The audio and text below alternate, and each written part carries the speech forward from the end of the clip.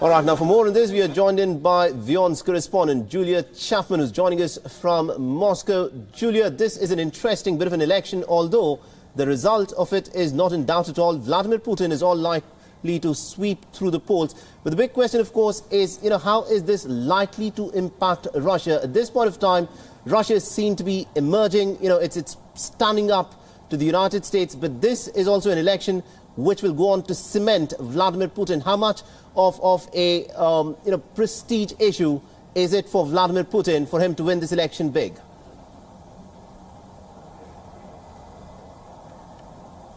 Yes, well, as you say, the result is basically a foregone conclusion. And it's meant to cement Vladimir Putin's power for the next 6 years he'll have in office. And that's why all eyes here are on the turnout. That's very important to Putin and his team. They're hoping for what they're calling a 70-70 result. That's 70% turnout and 70% of that result of that turnout for Putin himself.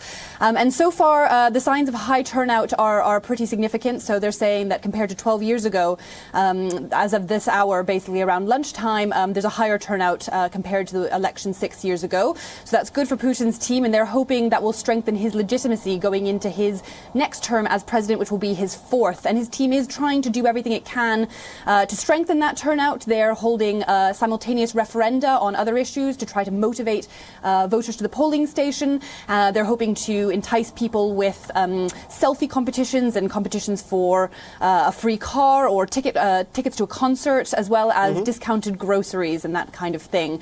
So yes, a high turnout is definitely important for this election and to strengthen Vladimir Putin's hand. Right, it is interesting that those sort of inducements are being given for voters to actually go out and vote. Do we, at this point of time, have any information at all as to the percentage of the voter turnout that has taken place?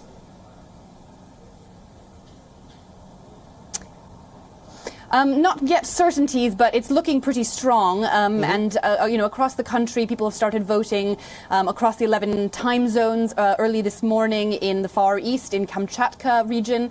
And they're showing strong signs of a very high turnout in that part of the country. So we'll see as we go through the day across the country in all the different time zones, all the way to Kaliningrad in the far west. So turnout is looking, yes, quite high. And that will be definitely a boon for the Vladimir Putin campaign. Right, and also considering the fact that Vladimir Putin has been in the driver's seat in Russia since 1999, why is it that there is absolutely no sort of credible opposition to Vladimir Putin in Russia at this point of time? Yeah, that's a good question. I mean, there are 8 candidates running in this election. In fact, Vladimir Putin is just one of them. But most of the other candidates are not seen as credible alternatives. The others are polling much lower than Putin. So even though they are state-run polls, they are actually probably fairly accurate. And they are suggesting that a 70% turnout with 70% result for Putin is actually realistic.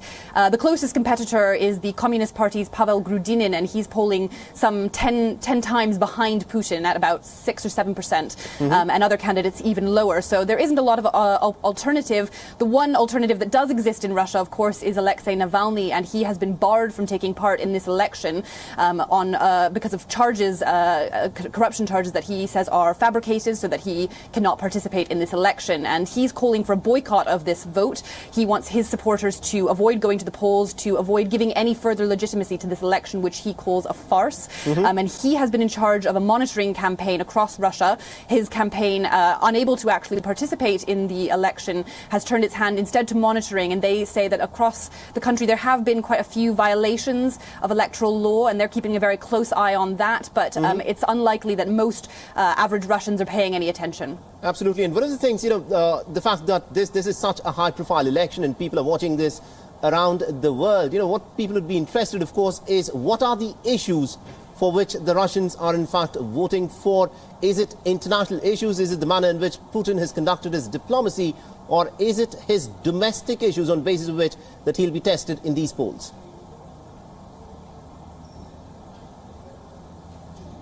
It's probably a combination of those two things. I mean, most, average Russians aren't particularly interested in what's going on in the rest of the world, but they like the image that Vladimir Putin projects. And that's an image, of course, of strength, and that he doesn't cow to other countries, particularly with regards to, the annexation of Crimea, which is particularly significant today because today is, in fact, the anniversary of that annexation. Absolutely. And Putin doesn't want anybody to forget that. That's why the election's being held today of all days.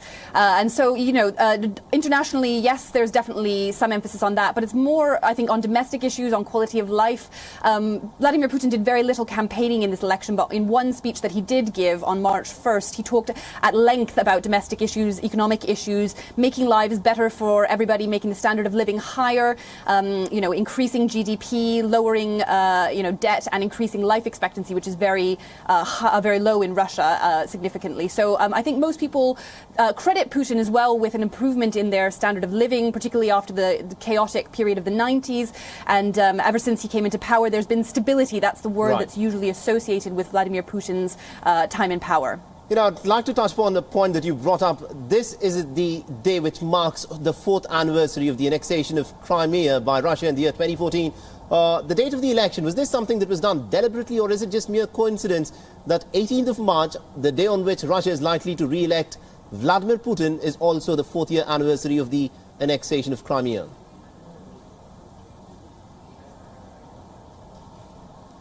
Yeah, it's certainly no coincidence. The election was in fact changed to fall on this date, so it's quite significant that it's doing so. And Putin definitely wants to remind people of the annexation of Crimea. That particular situation in Russia polls very well. It's got extremely high approval ratings. Most people do consider that Crimea is part of Russia and should rightly be part of Russia. Notably, one of the opposition candidates, Ksenia Sobchak, who's only polling at about 2 or 3%, in her announcement of her participation in this election, she very pointedly said that Crimea is Ukraine and should be part of Ukraine, which is not a very popular opinion in Russia and very controversial to say so. She's also been allowed to say so on state television, which is significant, but in reality it has very little impact. But yes, it's very important for Putin that it's being seen to be held on this day, to remind people that, Putin was responsible for bringing Crimea back to Russia, and that's very popular with most Russians. Absolutely, indeed. And you also brought up the candidate, Ksenia Sobchak. She's seen as the Paris Hilton of Russia. Now, what is also interesting is that she's the first woman, who's actually in the fray for the presidential election since 2004. Why is it that so few women actually take part in the elections, if I could put it that way? Because she's just one woman candidate out of 7 other men who are contesting.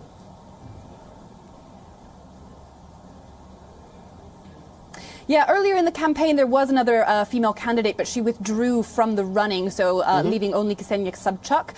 There are a lot of women in politics actually in Russia, but not as many of them, take to this particular stage in the process. There are very few who are willing to put their heads above the parapet, so to speak.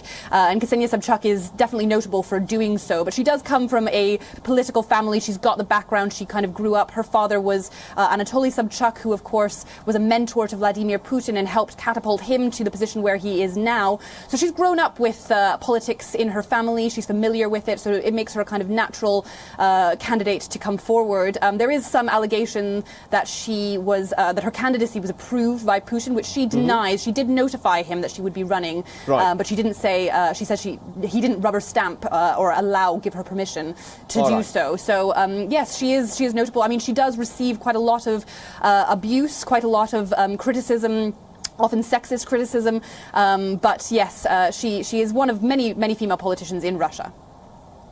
All right, and also, this is an interesting bit of a time for Vladimir Putin. He's been in power for the last 18 years, and if he were to win today, he'll of course be in power for till 2024. Now, considering what has happened in China, where Xi Jinping has just, after the constitutional amendment, effectively he can rule for life, can we expect something like that to happen in the case of Vladimir Putin?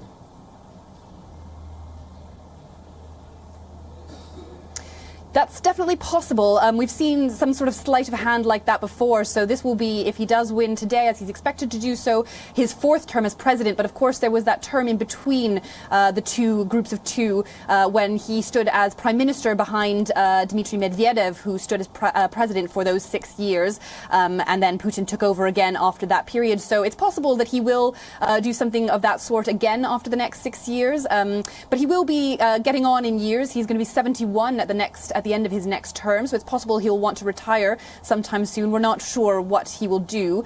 It's unlikely he will do anything quite as brazen as stay in power as president again, but you never know. And the question then arises, what happens next? Who comes after Putin? There's no natural successor, no obvious candidate to follow him. He keeps his allies very close, but they're not very high-profile ones. So there'll be a lot of jostling, a lot of positioning for who will be chosen as his successor. There's some rumor that even Ksenia Sobchak could be the one that he chooses, although many critics say that's very unlikely.